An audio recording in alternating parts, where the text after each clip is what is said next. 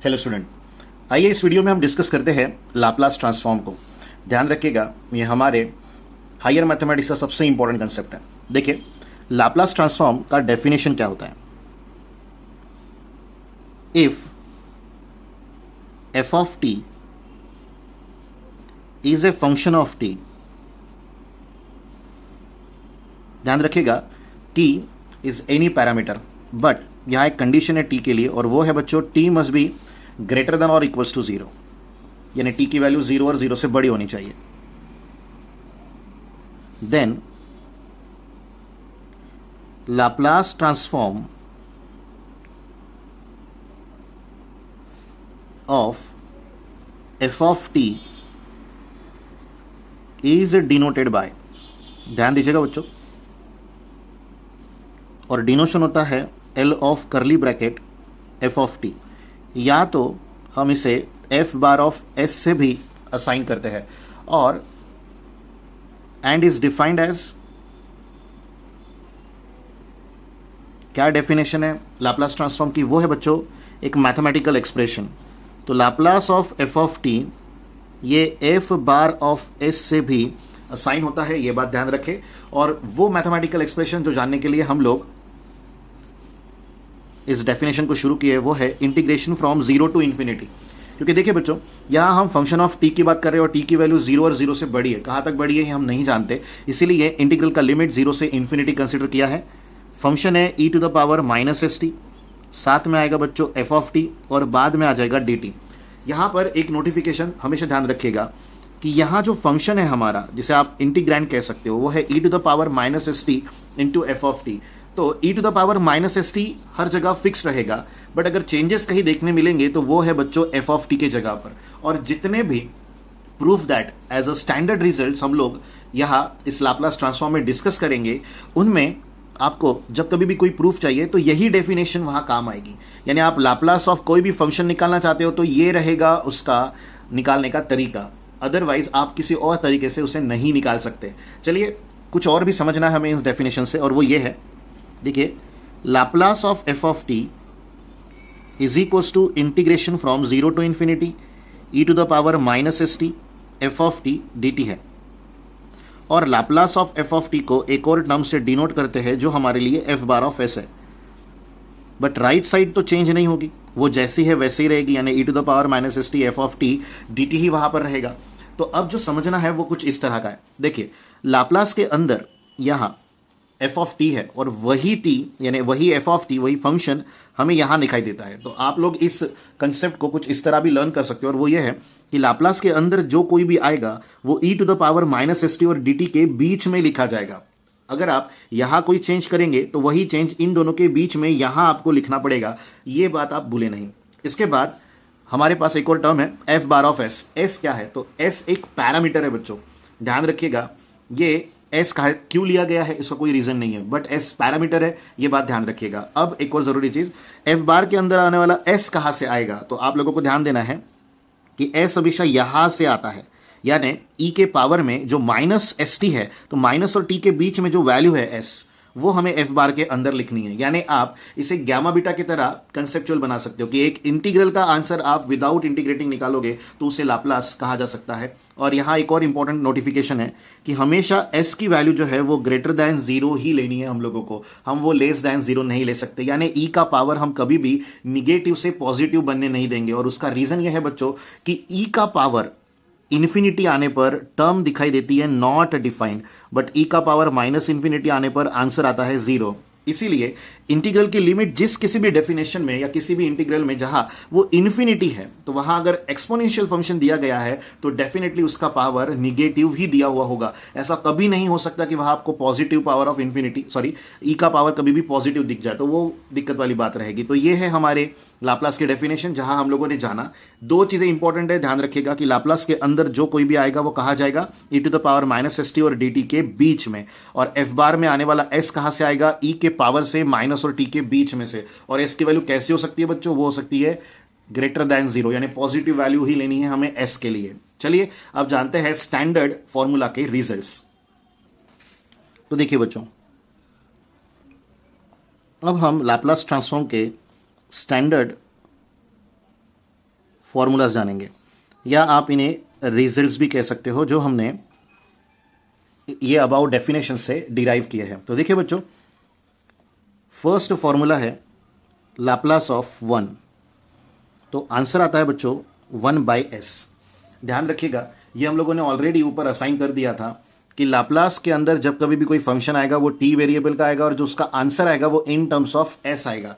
अब कुछ बच्चे यहां पर भी सवाल क्रिएट कर देते हैं कि यहां तो कहीं पर t नहीं है, वो तो कांस्टेंट है। तो ध्यान रखिएगा, यहां 1 होने का मतलब है t का पावर 0 है, तो ये बात आप मिस ना करें।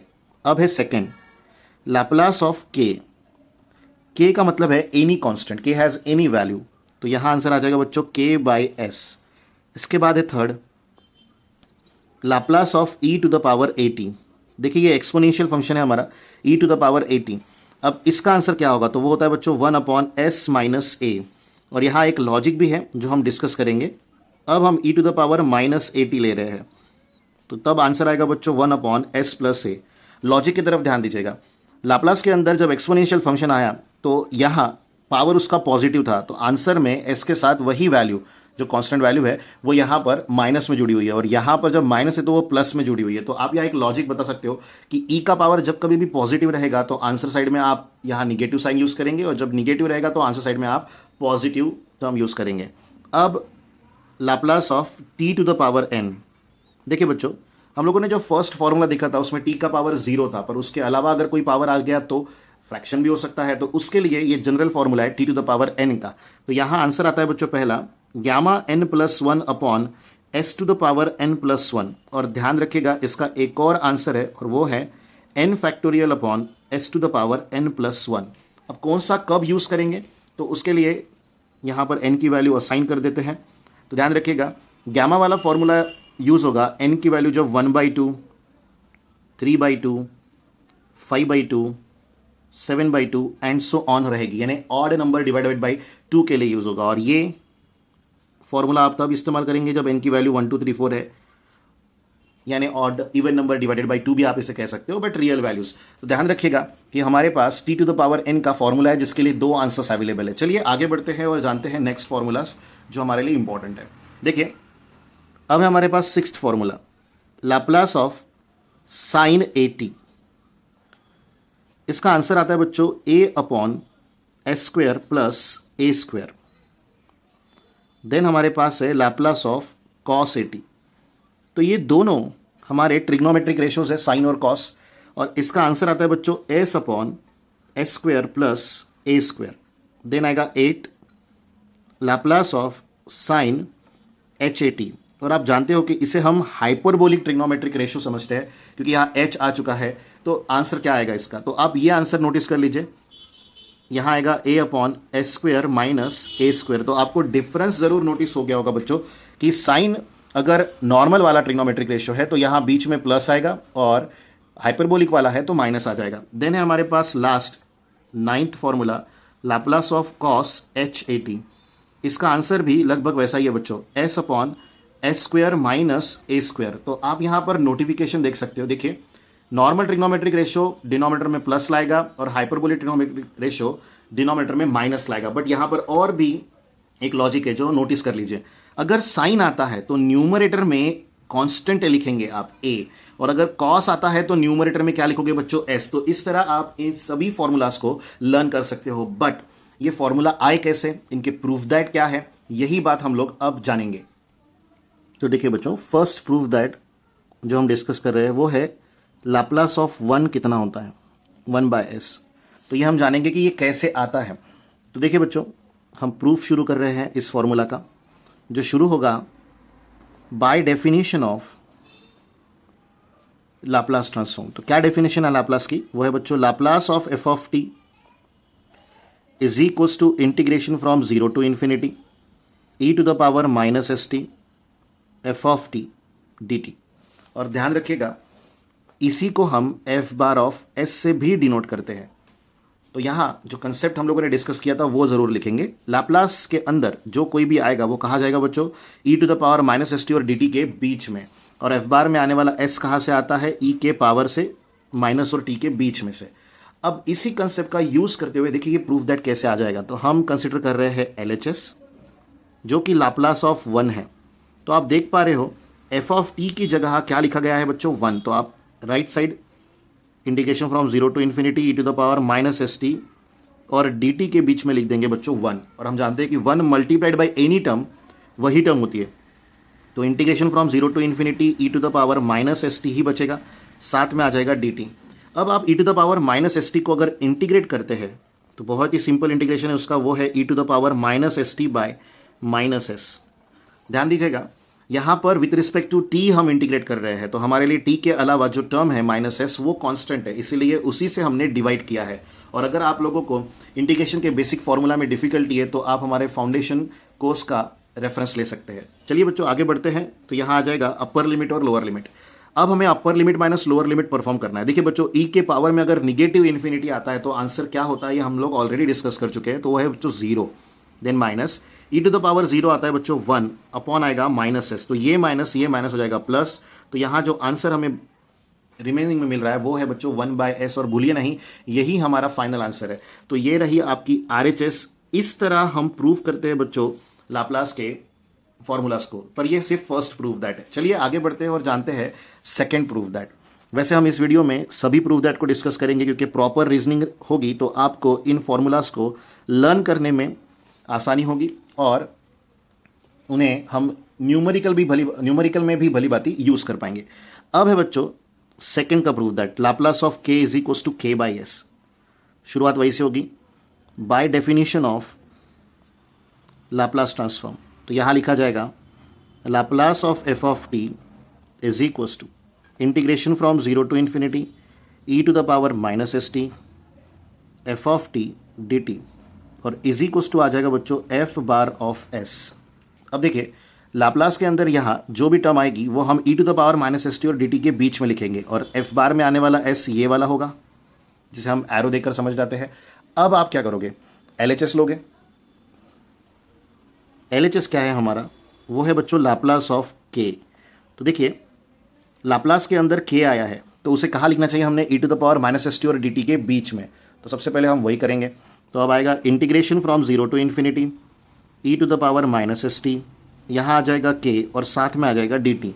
बट k ये कांस्टेंट टर्म है बच्चों, उसकी वजह से इंटीग्रेशन k इस कांस्टेंट को बाहर रखेगा। e to the power minus S T ये सिर्फ एक फंक्शन बना रहेगा इंटीग्रेशन के अंदर, जिसका इंटीग्रेशन अभी हम लोगों ने प्रीवियस प्रूफ में ही देखा है।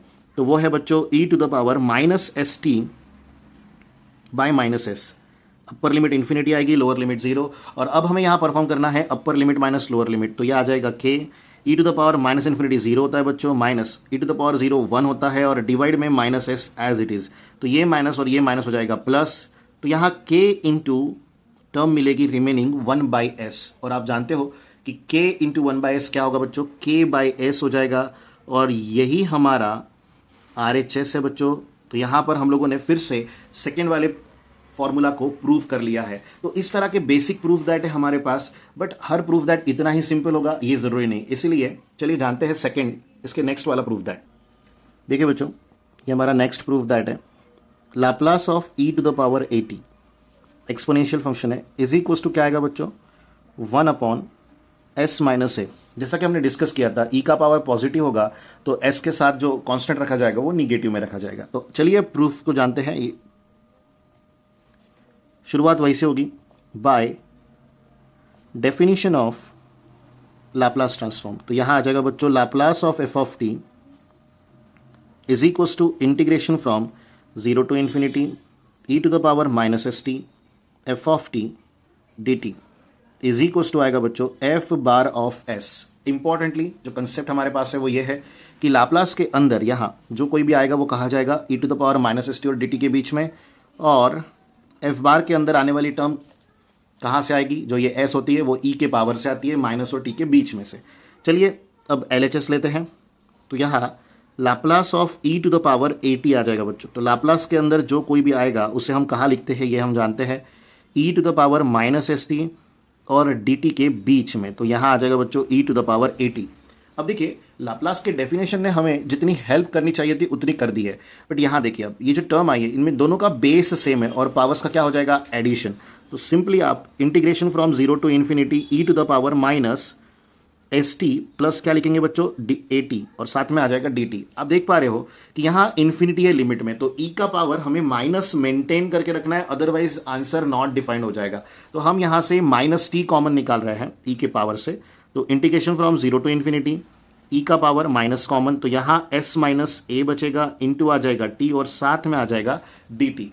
अब अगर आप ध्यान से समझे तो ई टू द पावर कोई भी कांस्टेंट इनटू वेरिएबल हो तो उसका इंटीग्रेशन क्या होता है, तो चलिए ये भी एक बार डिस्कस कर लेते हैं। Integration of E to the power a x क्या होगा बच्चों, तो वो आएगा e to the power a x by ए।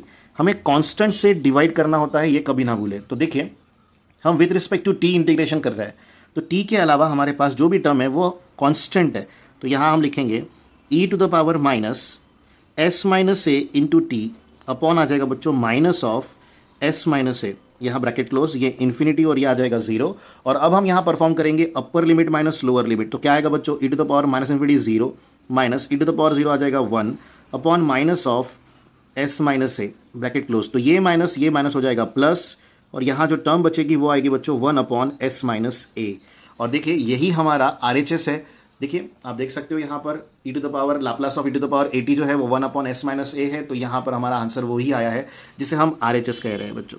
तो इस तरह आपने थर्ड प्रूफ दैट को सॉल्व होते देखा। अब सिमिलर वे में आप फोर्थ भी कर सकते हो बच्चों, बहुत ही सिंपल है फोर्थ में आप लोगों को कोई परेशानी नहीं होगी, क्योंकि वहां Laplace of E to the power minus A T निकालना है, जिसका आंसर हम ऑलरेडी जानते हैं one upon S plus A.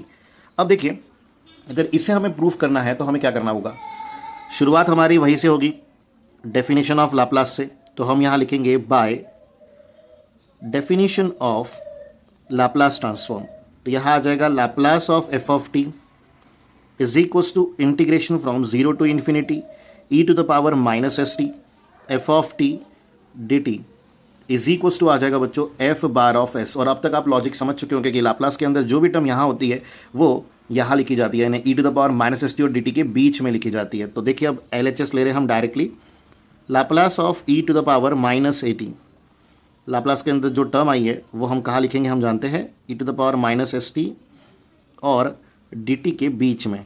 तो आप देख सकते हो कि यहाँ दोनों का बेस सेम है, तो पावर्स का क्या होगा एडिशन, तो हम यहाँ लिखेंगे integration from zero to infinity E to the power minus common निकाल कर यहाँ बच जाएगा एस प्लस ए और टी कॉमन और साथ में आ जाएगा डी टी। जिस तरह हमने प्रीवियस प्रूफ दैट में e to the power constant into variable का इंटीग्रेशन जाना था, तो वही यहाँ पर इंप्लीमेंट कर लीजिए। तो e to the power minus of S plus a t upon minus of S plus a, upper limit आ जाएगी इन्फिनिटी, लोअर लिमिट आ जाएगी जीरो। और अब हमें परफॉर्म करना है upper limit minus lower limit. कैसे परफॉर्म करेंगे, इन्फिनिटी पहले अपर लिमिट के तौर पर आएगी, बट उसका आंसर आ जाएगा बच्चों जीरो, क्योंकि ई to the power minus infinity zero होता है, और जीरो रखोगे तो आंसर आ जाएगा वन, क्योंकि ई to the power zero one होता है। यहाँ आएगा minus of S plus A, तो ये माइनस और ये माइनस हो जाएगा बच्चों प्लस, तो यहाँ आएगा वन अपॉन एस प्लस ए, और यही हमारा आर एच एस है बच्चों फोर्थ फॉर्मूला का। तो इस तरह हम लोगों ने अब तक 4 फॉर्मूलाज को प्रूव होते देखा। इससे आगे वाले वीडियोस में हम कंटिन्यू करेंगे इसी टॉपिक को, यानी इन प्रूफ दैट को। तब तक आप इन सब को स्टडी करके रखें।